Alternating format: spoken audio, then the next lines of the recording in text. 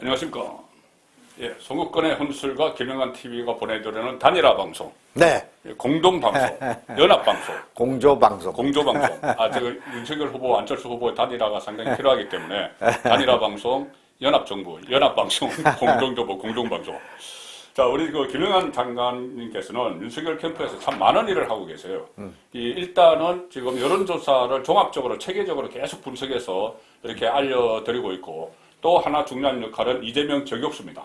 이재명 그 경기도지사 선거에 같이 하면서 이재명의 그 어떤 뭐 악행 이런 것들을 많이 봤기 때문에 많은 연구를 했고, 또 하나는 조금 전에 말씀드린 대로 단일화에 상당히 그 의지를 갖고 계시고 꼭 단일화를 해야 된다는. 자, 그래서 오늘은 그 세 가지 중에서 일단 그 여론조사 먼저 한번 보죠. 여론조사 조금 전에 갤럽에서 D-40일인데 오늘 35대 35 나왔어요. 그리고 그 안철수 15. 그래서 이재명은 지난주보다 1%포인트가 올랐고 윤석열은 2%포인트가 올라서 35대 35인데 지금 여론 추이는 좀 어떻다고 분석을 하십니까? 우선 뭐 여론조사는 아주 순탄하게 예. 윤석열 후보의 압승이 예상되는 그런 기류로 가고 있다 이렇게 볼 수 있죠. 예.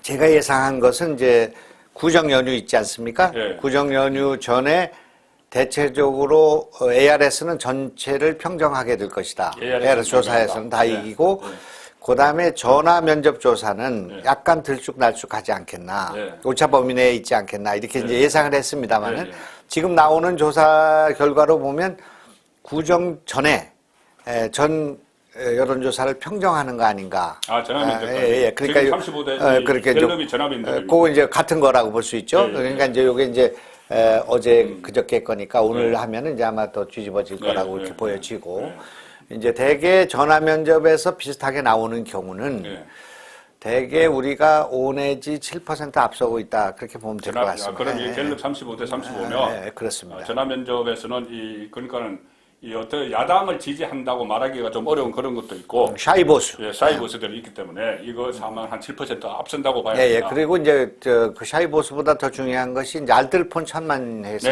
빠져 있는 거죠. 계속 말씀하세요. 그리고 이제 갤럽은 뭐 유선 전화를 좀 10%, 15% 섞습니다만은 다른 것도 안 섞으니까 그것도 있고 해서 지금까지 나와 있는 조사는 이 월요일 조사 나온 것은 3대1. 그러니까 3번 이기고 하나 이기고, 그 다음에 이 화요일 날 조사는 무려 이렇게 5대0, 5대0. 그 다음에 이제 목요일 조사는 또 3대1 해서 지난주에 나온 조사 15개 가운데 13개는 우위에, 그 다음에 2개는 뭐 오차범위에 조금 미지는 그런 결과가 있었습니다만은 13개 중에서도 오차범위 밖에 있는 것도 있죠, 여기서는. 그렇습니다. 그 13개 중에서 윤석열이 이기는 건 대개 이제 오차 범위 내 밖에 ARS 같은 거는 뭐 6 내지 7 내지 뭐 10 내지 이렇게 쳐지는 게 있고요.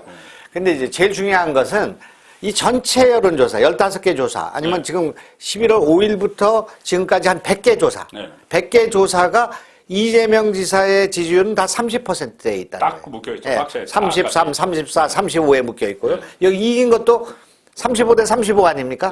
그러니까 이재명이 45, 윤석열이 39 이런 게 아니고 35대 35로 이긴단 말이에요. 이기는 거는. 그러니까 이재명의 지지는 35, 6, 7 거기에 묶여 있는데 그 35, 6, 7이 무슨 의미냐면 정권 연장론이에요. 그거하고 똑같네요. 그거 안에 제가 50%고. 그러니까 이재명의 지지는 정권 연장론 마이너스 1, 2% 이렇게 보면 될 것 같고요. 그다음에 이제 여기 나와 있는 조사 100개 조사 가운데 한 70 내지 80%는 지금 현재의 윤석열 지지는 45 플러스 마이너스 5% 안에 있어요. 45 플러스 마이너스. 그러니까 40%, 41%, 42%, 44, 어떤 건 49 이렇게 나오기 때문에 결국은 윤석열은 박스권 밖에 있고 또 이재명은 박스권 안에 있다. 이렇게 이제 볼 수가 있을 것 같고요. 그리고 이제 전반적인 추세 있지 않습니까?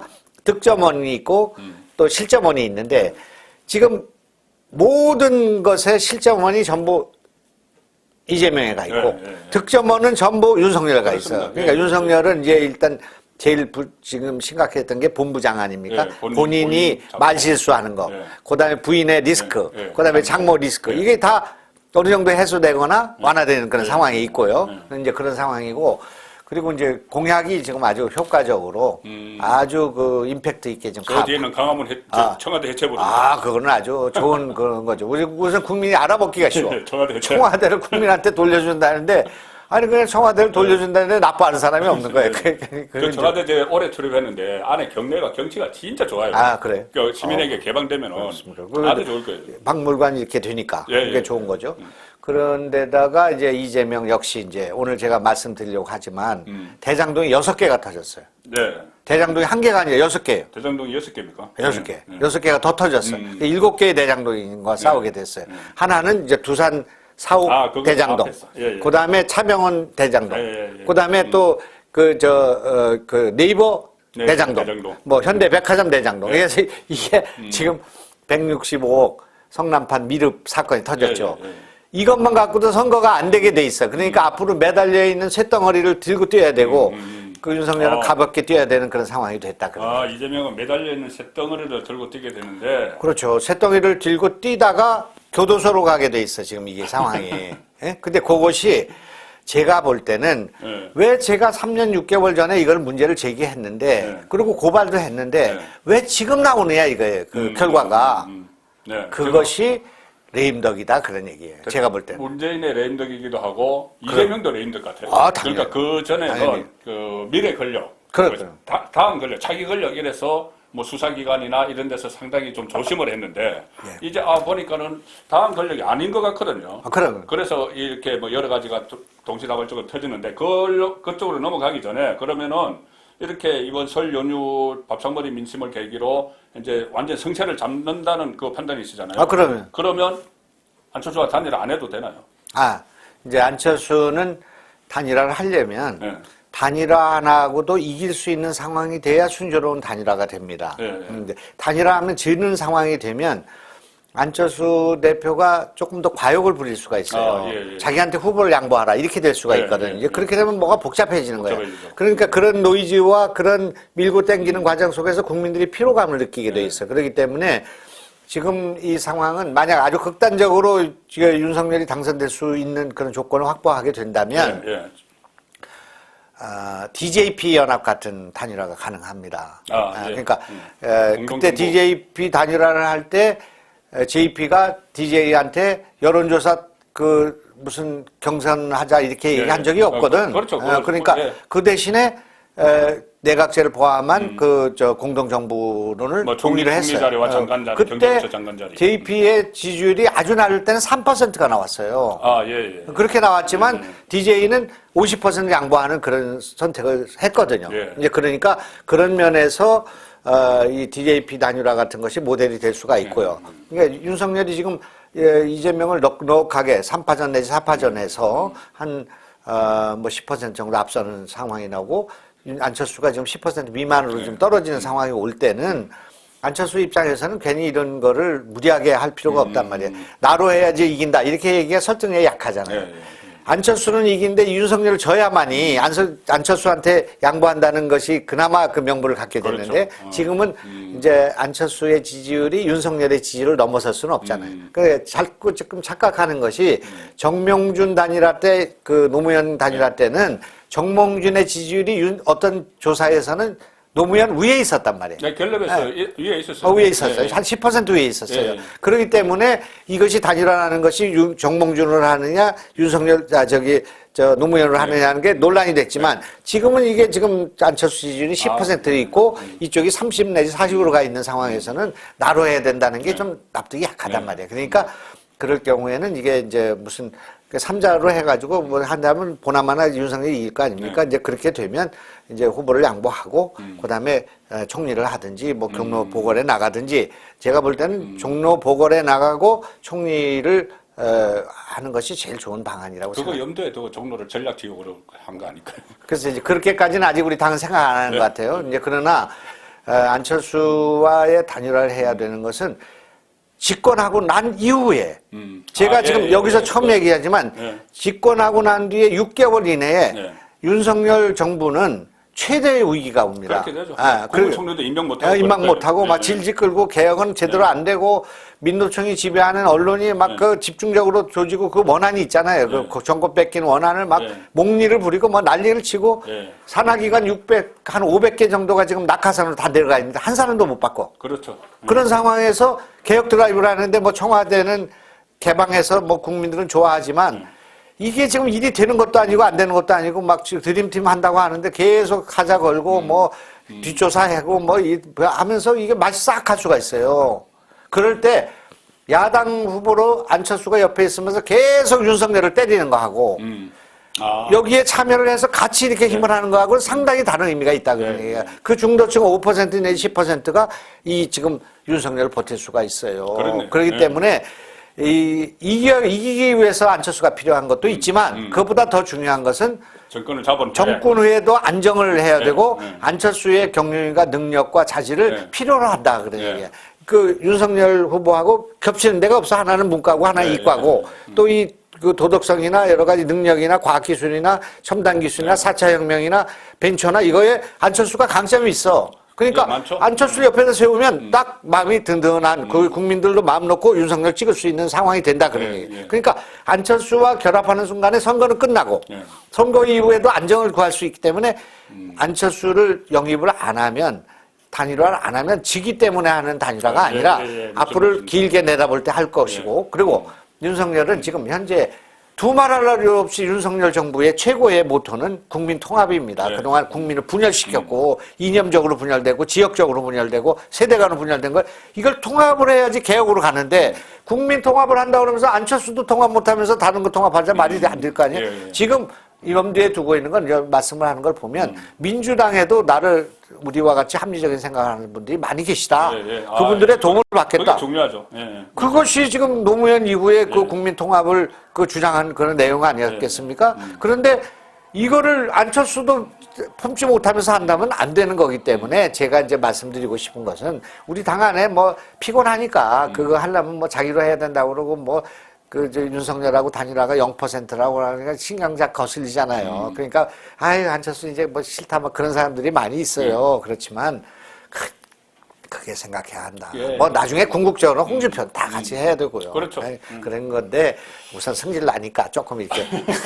그러니까 지금 뭐 안철수도 못 뽑으면서 무슨 국민 통합이냐 이런 이제 정서적인 문제도 있고.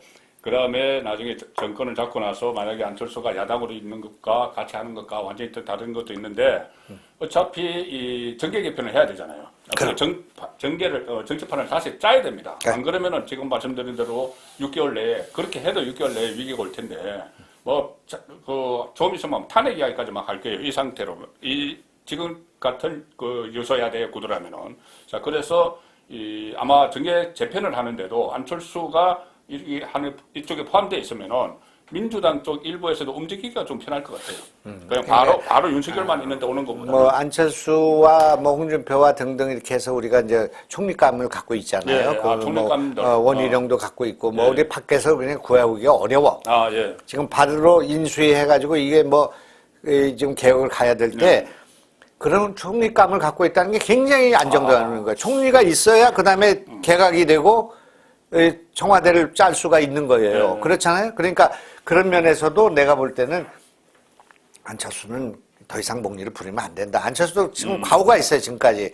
우리 보수들이 얘기하는 것처럼 뭐 문재인 정권 태동에 결정적인 기여를 했고, 박원순 기여를 했고. 10년 전부터 뭐. 제가 얘기하는 것처럼 결정적인 그 잘못은 공수처 때 우리 그 국민의 그 당 출신들이 저를 포함해서 가서 정의당하고 민주당 사이에 서서 호 플러스 원을 해가지고 오늘날 뭐 개혁 입법이니 뭐 이거 밀어 제낀 거 아니에요. 그래서 오늘 판이 지금 공수처가 지금 국민의힘, 국민의당 옛날에 그 박지원, 손학규, 그 다음에 뭐예요? 누구 천정배니 뭐 정동현 뭐 등등 다 있잖아요. 뭐 그 박지원 이런 분들이 그 앞장서가지고 이 구도가 만들어진 거예요. 그러니까 우리는 안철수와 우리가 나서지는 않았지만 죄송하단 말이야, 지금 우리가. 이런 사태를 만든 거예요. 정의당이 왜 몰락하는 거예요? 민주당 이중대에서.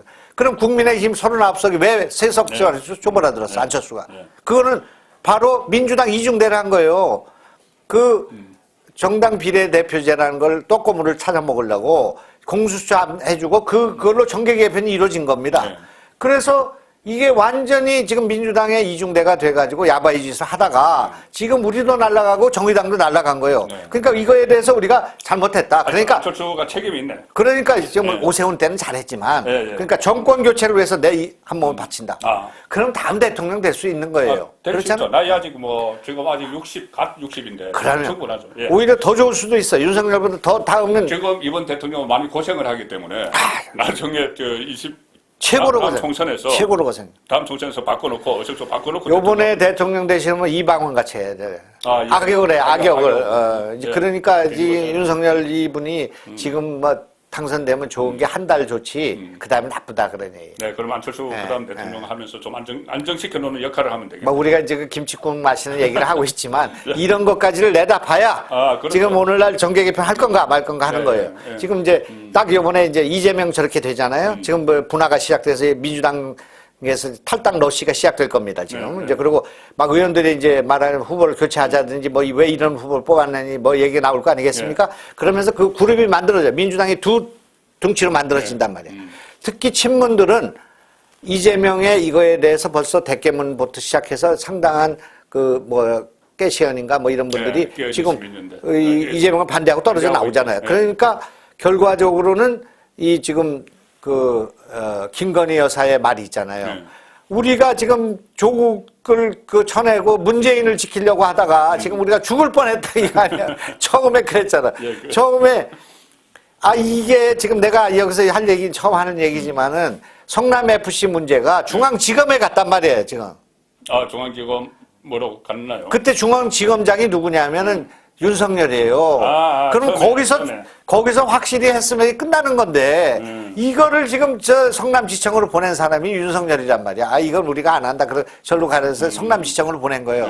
그래서 성남지청에서 무마가 된 거예요. 이 사건이. 네? 그러니까 이런 역사를 갖고 있단 말이야. 윤석열이 그때만 해도 어떻게 문재인 대통령, 성공한 문재인 대통령 만들어 보려고 한 거잖아요. 그렇게 하고. 그때는 그냥 검사였으니까. 그리고 검사고, 자기를 또 임명해 준 사람이고, 아니, 조국을, 좀 빼셔. 이거 안 되겠습니다. 그런데 말 안 듣고 계속 밀었잖아. 그러니까, 거기서 이제 이걸 자꾸 하다 보니까 이게 지금 문재인하고 척을 진 거지, 문재인 대통령이 한 번도 지금 윤석열을 비난한 적이 없어요. 개인적으로. 저는 나쁜 놈이 있냐, 이 배은망덕, 이게 없단 말이에요, 지금. 그 다음에 윤석열도 아니, 메신저를 보내서 끝까지 하라고 했습니다. 이것까지 나온 얘기야. 그런데 하다 보니까 이건 너무나 썩었고, 기득권 카르텔이 생기고, 이 자식들이 운동권에 있는 놈들이 개판이구나. 이래서 지금 생긴 거 아니에요? 그렇죠. 그러니까 이런 걸 다 이렇게 종합적으로 볼 때는 이 지금 민주당에 더 합리적이고 온건한 사람들은 야, 윤석열 도와줘야 된다. 나라를 우리가 망친 건 우리들도 잘못이 있다. 에? 아니 586놈들이 다 물러서겠다고 어제 그저께 해놓고 송영기 그렇게 해놓고 김종민인가 하는 놈이 그게 사람 물러나라는 얘기가 아니라 제도가 물러나는 그게 무슨 얘기야? 요설이죠. 막걸리야. 자 일단 좀 가라앉히시고 지금 안철수 후보도 본인이 문재인 정권 들었을 때 책임이 있기 때문에 어쨌든 정권 교체하기 위해서 모든 일을 다 해야 된다는 그 말씀을 하시고요. 시킨 구슬을 해야 됩니다. 우리 모두. 나도. 예, 나도 시킨 구슬을 해야 돼. 우리가 다 좋은 일만 한 게 아니에요. 나도 민주당 가서 그렇게 국회의원 해먹고 장관도 하고 했는데 잘못한 게 많이 있다 그런 얘기예요. 그러니까 정치권 다 그렇죠 뭐. 그러니까 나같이 이렇게 좀 회개를 하고 잘못했습니다. 나 이제 탈령하고 여기 왔는데 좀 받아주십시오. 이렇게 하는 거죠. 그러면 그럼 뭐 대통령 후보 나가지 내가 지금 잘못한 게 없으면. 그러니까 그 장관님은 이제 쇳덩어리를 다 이제 한씩 떼고 있잖아요. 다 떼고 있는데 이재명은 지금 쇳덩어리를 가지고 가야 되는데 그 쇳덩어리 중에 하나 조금 전에 잠깐 이야기 나왔던 것 이 성남 FC 후원금